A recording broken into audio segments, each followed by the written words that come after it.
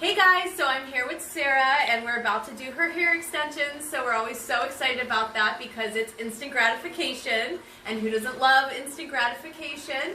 Basically, you're going to walk in with your hair short and you're going to walk out with at least 17 inches is our average length. However, of course, if you're just doing something conservative, you could go shorter or even longer. So I want to talk about what makes Sarah's hair extension journey unique and a little bit difficult, because I'm sure other people are in the same boat. Sarah's hair was dyed bright orange about 6 months ago, right? Yeah, back in February.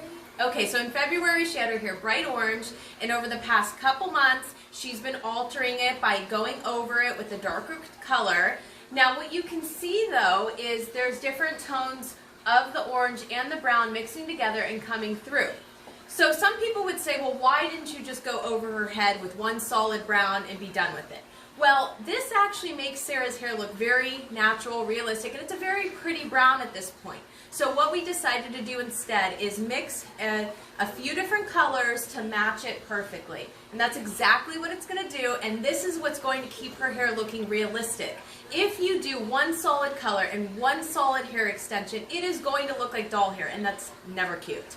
Well, on dolls, but not on people. So we want to keep it realistic, and we want to keep that vibrant, natural color coming through, so we are going to mix a few shades to get it, number one. Number two, her hair is cut very blunt right now. Because of that, if we don't blend it properly, shatter the ends, and place the hair extensions perfectly, it is going to look like a hat of hair just sitting on top of the extensions, and we don't want that either. So we are going to place them strategically. We're going to cut her natural hair to blend them into the hair extensions, and this is all going to help make it very realistic, and that's what you want when you're doing hair extensions. You don't want it to look like a wig or a Halloween wig at that. You know, you want it to look very pretty and natural. So these little techniques are going to make it look seamless and just perfect. So are you excited? I am, definitely. Yeah, we're excited. We might be more excited than you. We're super excited.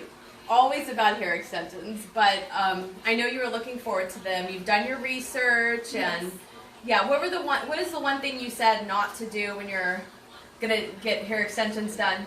Don't go with somebody who's not experienced. Sure. And don't go on a budget.